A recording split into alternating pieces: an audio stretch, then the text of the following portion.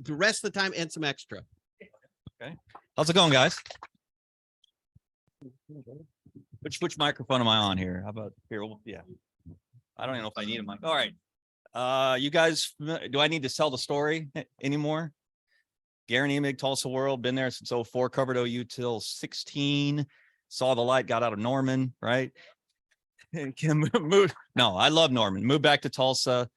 Folks are in Stillwater, love being here, love to see you guys again. My program is, what do you want to talk about? Or how many questions do we have to field about this football season? Let me, before we jump in Oklahoma State, first of all, let's congratulate Stillwater's accomplishment this year. Isn't that great? I love that. Every time I've been here, it's always been, I love your high school team. I think they're great. I think they deserve a state championship. They're not going to win a state championship because of the school, right? Because of Bixby, the machine that probably ought to get out of high school football altogether now that they're toying with 681.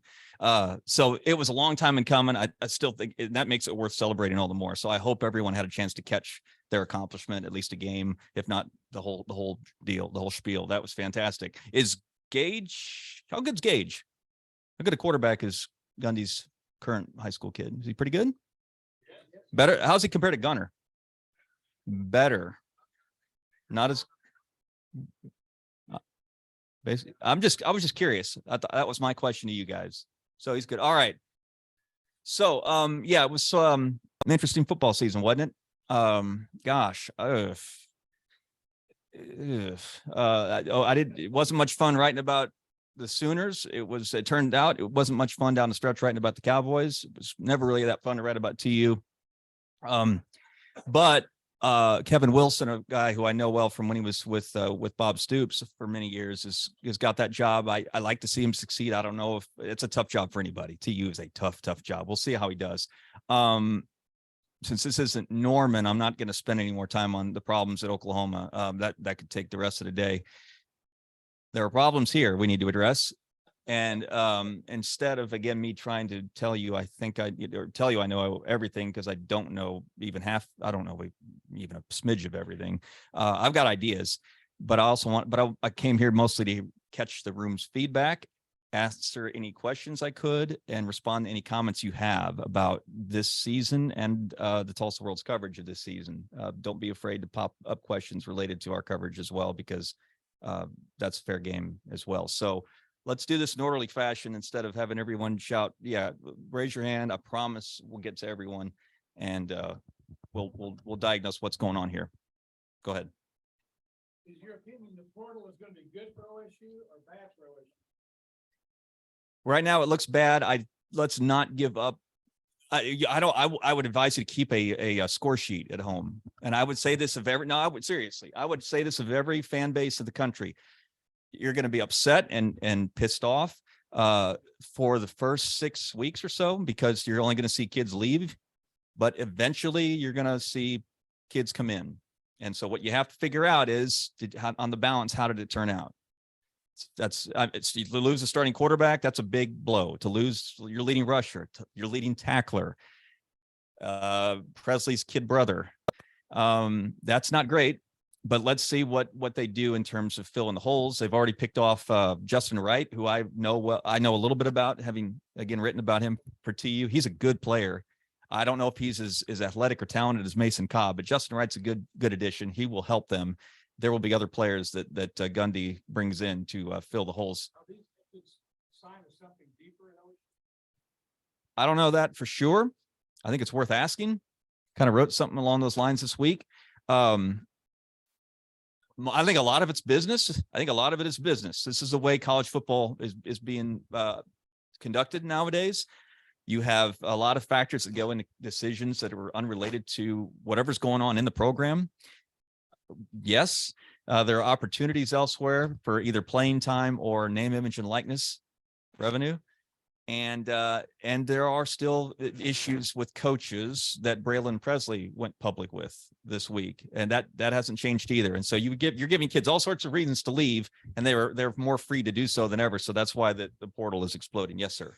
Okay, so in your article, you suggested that Gundy maybe needed to reevaluate how he's treating the whole portal issue. Mhm.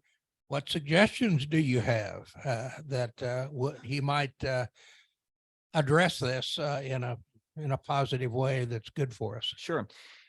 Mike has come across as someone who would rather still use grassroots recruiting to grow programs. And I get that. I think everyone would rather have a signing class every signing day, 20 kids deep, that you can have on campus for 4 years. And that you can still have that as your core. But the days of saying I'm not much of a portal guy, which he said to us even just a few weeks ago, are over, because this is not how college football operates any longer. You have to be a portal guy, whether you want to or not. And the fact is, Gundy has been a portal guy more than he might even like to admit. I threw out some names of players who helped OSU a year ago win 12 games and beat Notre Dame. And there were several portal guys who really made a difference on that team. So the secret is the balance. The core can still be your high school class. That goes for OSU. But to say that's 90% of your operation, even gosh, it's getting closer to 50-50. I still think the majority of the growth of your program is going to occur when you get high school kids. But you've got to round out the holes in your depth chart via the portal, because you're going to lose multiple players every year, whether you're Mike Gundy or Brent Venables or Nick Saban. This is happening everywhere, not just here. This is happening everywhere. And so everyone has to adjust. And Gundy's just got to recognize that the way he's done business for 18 years is probably not going to be as effective. Yes, sir. Everybody says you shouldn't pay much attention to what you see on Facebook or on the internet. Okay. So with that, how much credence or things should you give to someone that's only been on campus for 6 months and decides to come out publicly and bash the leadership and go on as we have had? You're talking about Braylon Presley. Yeah, that's exactly what I'm talking about on here. So somebody that's only been here 6 months. So, and as young as he is, he's a phenomenal player. Right. He's a little bitty player too. Yeah. You make a good point about, if I would be, let's put it this way, I would be more interested in hearing what Spencer Sanders has to say about the program than Braylon Presley, because he's given 4 years as a starting quarterback, 5 years as a player to this program. I would imagine he's not going to say things that are as controversial about Casey Dunn and Mike Gundy as Braylon said in his comments. However, this is a game that coaches have played for as long as there's been college football. They are your best friend when they're recruiting you. They make promises they know they're not going to keep. And then what they assume is that the player is going to adjust to the fact that the game has changed now that they're on campus. So I don't know the inside story and the relationship between Casey Dunn and Braylon Presley. I read the same comments everyone here in this room did. I wasn't really surprised by them, because Casey Dunn is not the first coach and recruiter who has gone into a kid's living room and said, here's what we're going to do for you. And then the kid comes and joins the program and he has a different idea of what they're going to, right? You see what I'm saying? So you make a good point. It doesn't change the fact that the kid is going to get frustrated, especially if he wants to play a position that didn't exactly produce a 1,000-yard rusher this past season at OSU. And if he thinks he could have helped them, no matter what kind of experience he's had, no matter if he's 5'8", 175 pounds, he's going to be frustrated, and he has a right to be. The question is it so much that you want to leave the program, and in doing so, say things about your old coach on the way out? Everyone's got to make a choice, but I wouldn't be dismissive of Braylon Presley's comments just because he hadn't been in the program as long as someone like Spencer Sanders. That's how I'd meet you halfway on that. What else we got? Yes, sir. Go ahead. Either one of you guys. Oh, I'm sorry. Now there is a new rule out, and I've heard different versions of it, that if you take an undergrad and if they leave you, then that counts against your scholarship. You don't have that scholarship anymore. Or I've heard also that if you're an undergrad and if you come to a school, you can't leave. That's the last time you can make that. Instead of this people getting 3 or 4 colleges they go to, then you can. So could you explain that or clarify that? Yeah, no, you're talking about the rules of the game sort of changing as we move forward. And I'll answer your question by sort of explaining where I think this is headed. people are going to adjust to this phenomenon. It's not going to stop people from transferring and players from moving schools, but this isn't going to be just a flying circus every year moving forward, because it can't be. It's Gundy's made some good points about scholarship limits, for instance, and the NCAA not doing enough to make sure that you've got a full roster. And in the aftermath of either, he brought it, I think, in terms of what if you want to stay for your COVID year? I mean, so different schools are going to have different kids stick around for their 6th year, which is essentially your COVID bonus year.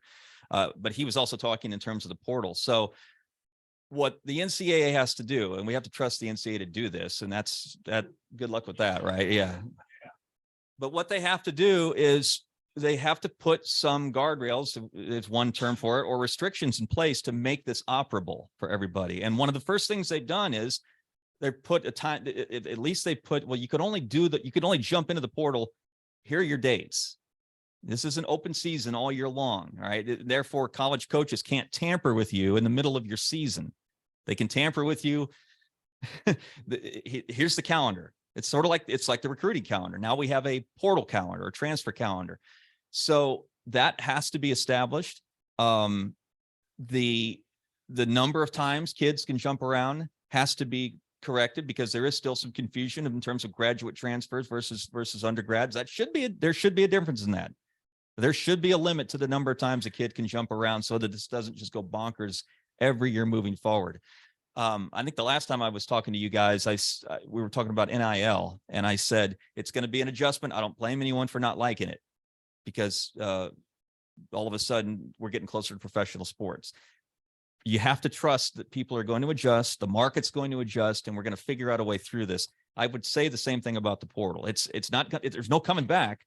We're not reversing course, just like we're not reversing course on name, image, and likeness, but we've got to figure out a way to do this so that coaches don't wonder about scholarship numbers and the makeup of their roster, and that you guys don't get upset annually over as mass exodus of players for reasons to tie the two together related to name, image, and likeness.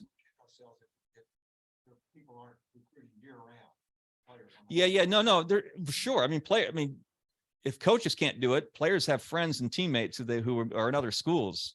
There's no restrictions on them. So yeah, no, I mean, you can have wandering eyes no matter what time of year it is, but you've still got to hold coaches accountable for some kind of rule book.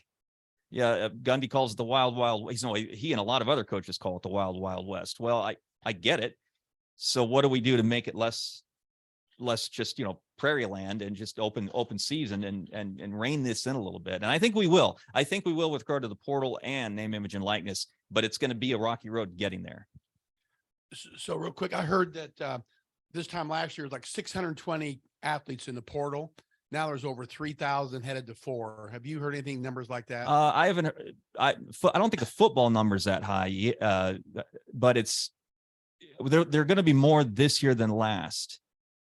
And with athletes can hire NIL agents to go out and shop they shop in to other schools. I mean, have you heard of that happening? Is that something that's going to continue? Yeah, it's not that much different. I mean, athletes have representatives, anymore because of the proliferation, of the national recruiting scene. Athletes have agents and representatives that show up at 7-on-7 camps when they're still in high school. So what's happening with regard to name, image, and likeness. Just a quick blanket statement about NIL. Here's the first thing the NCAA has got to come to grips with. You got to let the universities in on this. If you're going to have it, and I still say it's a good thing, because I still think these kids deserve some of the money, because you guys see what the Big Ten and the SEC are about to make with their next MediaCon. $100 million. That's for one conference, divided however many ways institutionally, but that's what kind of money we're talking about right now. This is a business. This is an enterprise. This is barely a college sport anymore, especially football.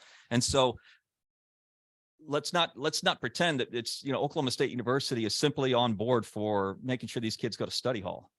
Let's have them involved in some kind of an NIL infrastructure tied to what I don't know how to do it, because this is not my field of expertise, but I think that to put coaches and administrators and Chad Weiberg on the sideline and they can only be there to hand out do's and don'ts sheets at team meetings and to say, this is going on your tax form, that kind of thing. Schools have got to be involved in this somehow, because it's the schools are part of the corporation. I'm sorry, the athletic departments at the schools are part of the corporations. So the athletic department, I'm not talking about Casey Schrum, I'm talking about Chad Weiberg, should have an opportunity to be more involved in this process. If nothing else, all these different collectives that are popping up all over the country to sort of facilitate NIL deals. I mean, we got schools with 4 or 5 different collectives. They're battling each other to essentially outbid each other to get kids, signed up and be spokespeople for their businesses. That shouldn't happen. This should just be one, to me, consolidated collective, managed, maybe not managed, overseen, however you want to put it, by that school's football program or athletic department. I don't see the problem with that. The NCAA is going to hopefully see the light at some point, or we just need to get rid of the NCAA and just set this up as a business. Probably what we need to do anyway. So, all right, what else we got? Anything else? Yes, sir. Who's the biggest loser in this? Is it Oklahoma, Oklahoma State, Tulsa? Who really suffers from the portal in the NIL besides the fans? But what level is it that it really hurts the most? Well, NIL, that's an easy answer. That's Tulsa, because there aren't opportunities for TU football players that OU and OSU opportunities. They're just bottom line. They're just it. I mean, I don't know if there are maybe 15,000 fans that show up for TU football games, and that's on a good day. All right. So the interest isn't there. The resources aren't there. The alumni base, that's the smallest program in FBS, TU, in terms of enrollment. So they've got no alumni base even. So they're not going to have NIL opportunities really for any of their players. So at least if OSU's opportunities aren't the same as Southern Cal's, with Hollywood and LA right around the corner, it's not the same, but at least it's not TU. It could be worse. The portal can work, I think, for and against you. I really believe that, again, if coaches are on this, and Gundy and Venables over in Norman, they've got a front office. It's not just a 10-member staff. They've got an entire front office of personnel. So put your recruiting guys, your recruiting department, not just on huddle videos of high school players, put them on the portal half the time, at least, and say, how can this kid fit, or do I need to go visit? How much do I need to get involved with this kid? So if the more staff you have at your disposal, the better you're going to manage the portal, because you're not just keeping track of it. You've got people to do that, to help do that for you. But Gundy and Venable staff isn't that different. I think they're paid a little different, but in terms of numbers, it's not that different. So again, advantage Oklahoma and Oklahoma State in terms of the portal over even a school like TU. But what TU can do is, not everyone's going to go into the portal and find a place to land, right? There's too many kids in that thing, too many players. So what TU has to do is, okay, you need a place to play FBS football. You thought you were going to play maybe at another Power 5. That's not working out. We can at least offer you a spot here in our program. So what Kevin Wilson has to do is find kids moving down from Power 5 in the portal. It can happen. You don't have to just lose players to bigger schools because they just went out and scored 15 touchdowns for you. So I think it can work even at Tulsa's level. I hope that answered your question. I have a question, 3-part question. This may be the last one. Tell me about the best part of 2022 for you as a sports writer, the worst, and then what you're looking forward to in 2023. Well, the worst was football season. Honestly, I look forward to it. This is the time of year I usually get pretty keyed up because I'm going to cover a big game. Last year it was OSU's win up. I mean, how cool was that? Not just to go see them win a game like that, but to cover Notre Dame. I mean, it was weird because COVID was still kind of kicking into high gear. I never got to interview anyone in person. We were doing Zoom still, but it was a great game to cover. I knew that this community was just all over excited about it. You love covering big games. You love going to Bedlam and seeing OSU beat OU and then having to listen to Lincoln Riley tell us he's not going to LSU and then turning around the next day. And so that's the kind of December you want to have as a sports writer. This December sucks because I'm not going to I've never not gone to a bowl game. I'm not going to either bowl game because I've worked for company that has been in better places financially. I'm not going to lie, it's journalism, right? They're not going to waste a bunch of money on a columnist flying to Orlando or Phoenix and watching a game that I'm not sure a lot of fans give a whole lot of care about. I think you guys would rather read about future Cowboys than, this is my assumption. You'd rather read an article about, the next three or four star commit or portal guy for OSU than, well, how are they going to line up and attack Wisconsin's defense? I mean, we kind of already have that figured out, right? So that's the worst part.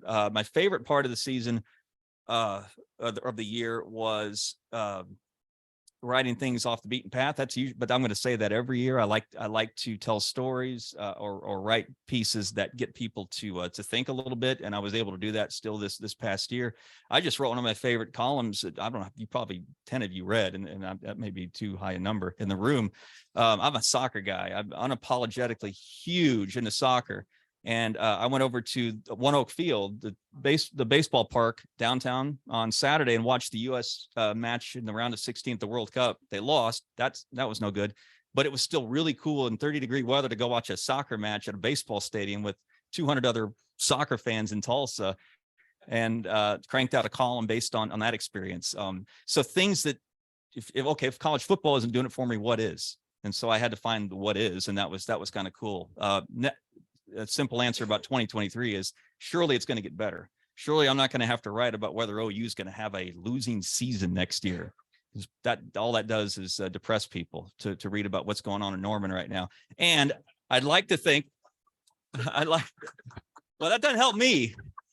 I don't think maybe there's people in the room that just for, maybe that makes you feel better to read about all the problems in Norman. It could be worse, right? But I'm looking forward to writing about how people are happy with the head coach, football coach here, about winning 12 games and beating Notre Dame and beating finally the Sooners. And that, I know people will read that. And so I assume that come next December, I'm going to come back here and it's going to be a much sunnier outlook on life.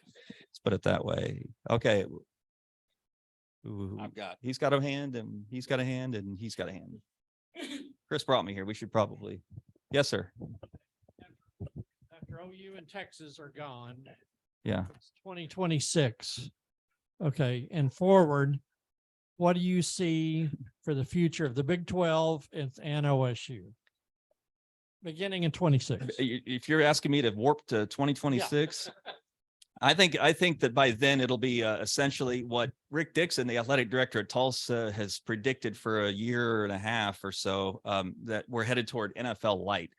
And I think by 2026, it's going to be about 30 to 35 teams, regardless of conference, that are, this is college. This is the highest level. It's like a Premier League for soccer nerds in here, a Premier League of college football. Will OSU be one of that's the question that you got to wonder. Will Oklahoma State be in position to be one of those 30 to 35 teams? Last year, I would have said yes. I'd still say yes. I do. I think that the people pay attention to their games. The viewership numbers or ratings, which is a very important metric right now, is still very good. They had a huge audience for Bedlam. They had a huge audience, I think, for the Texas game. So they, assuming that this program doesn't just go into a tailspin, I think they're going to be fine. I also think that Weiberg and Schrum are pluses in that regard. I think they're both aware. Their people skills are strong. Their organizational skills are strong. I think they will also work the room, as they say, and help position Oklahoma State toward that day, assuming that that's where we are in 2026. All right. Yes, sir. My guest, my microphone. I watched one of Gundy's press conferences, and he felt like the portal would decrease by 80%. Mm-hmm. What did he mean? Do you know what? I can't figure out what he meant by that. Well, yeah, that was, again, that's a comment that he'd probably like to have back. I think he's not the only coach that thought this, but I do believe that because there were more players that went into the portal that had jobs coming out, that he thought that would be this would be my guess. He thought that would be enough of a warning shot that I don't know if I'm going to have a landing place if I do this. But there are still so many different factors that force kids into these decisions, or not force them, but signify them. And it's not, again, it's not, we can contain it. We can legislate it better. We can make it so that it's easier on coaching staffs and fans aren't up in arms about it. But it's not going away. It just isn't. This is going to happen moving forward. NIL will, if nothing else, NIL opportunities we'll see that it happens. So I assume the comment was born of, because they did have a lot of players leave last year. I think it was 15 or 16 before it was done. I think he thought that with most of the kids who left a year ago going for reasons that made sense, that there wouldn't be as many kids this year that would leave for reasons that made sense, whether they were following Jim Knowles to Ohio State in the case of Tanner McAllister, or going home to LSU in the case of Jarek Bernard, or the vast majority of them were looking for playing time. Well, this year, obviously, it's not just playing time. There's a lot of things that are swirling around these kids' heads, and you're getting a lot of more high-profile players leaving as a result. So that's a comment that Gundy surely wishes he had back. I don't know that, but I would assume that he did. All right. Second question. I thought you had to sit a year now if you had already portaled once. I see this kid at West Virginia is thinking about going to his 4th or 5th school. Mhm. Is it because he's a grad transfer? Now he is. Is that the difference? Yeah, I think once you've taken care of your degree, you can do whatever you want. Now, I don't know where he was the first few times in terms of the portal, and that gets back to the question I think you asked earlier. USC, Georgia, West Virginia. West Virginia, and now he's off to another spot. Right. That is a part of the picture that has to be legislated. That there are too many gray areas, and so many that I can't say for sure to your question what exactly the rule is, graduate versus undergrad. Grad transfers had always been free to play right away, even before they opened the business of the portal. What the portal has done is turned that into a very nebulous cloud, and everyone has at least one transfer. If they, as I understand it, all they have to do to have a multiple free transfers where you are immediately eligible is you can still appeal to the NCAA and say, well, here's the circumstance. The NCAA has gone from taking on those cases individually to almost issuing blanket waivers. Except our basketball player. We Yeah, had a kid that they wouldn't let that's play. right. So Okay. again, we're back to either, is the NCAA as a legislative body even worth having around anymore? Because it seems like it seems like the enterprise has sort of gotten completely away from them, and they really don't know what to do. They thought that they had the court system on their side until the Kavanaugh the Kavanaugh ruling. Right. And then it was, oh no, you don't have that anymore. You've lost the courts, therefore you've lost the fight, basically. So what's the point of having you around? Right. And that's to say nothing of the punitive body of the NCAA, which has to do with OSU basketball, which is still inexplicable. Okay. Last deal I've got. Where's Cale Gundy landing? When he leaves here. Cale Gundy. Oh, I'm sorry. Yeah, Mike, I'm sorry. That's a great question. I don't think it's going to be here. TU would be an interesting place now that Kevin Wilson, who's an old pal, is the head coach. That's a great question, Chris. I just don't know if Cale still has a lot of. Cale has a lot of pulls still to OU, right? He was still at all their games. He and Switzer have buddied up. He has a good relationship to a lot of current coaches, despite what happened to him. I think that pull, besides the fact that he played there, quarterback there, I think that pull is close as much as the family means to him, and as good as Mike has been to him since what happened. I don't know that he could overcome the pull and how he feels about his alma mater to ever work here, but that might be me. I might be just completely naive on that. I wouldn't be surprised if Kevin Wilson offers him a gig at TU. Would be my guess. That it? Wait, did you have a question earlier? No, that's it. We're good. Okay, we're good. Thank you, guys. It's good to see you. Happy holidays.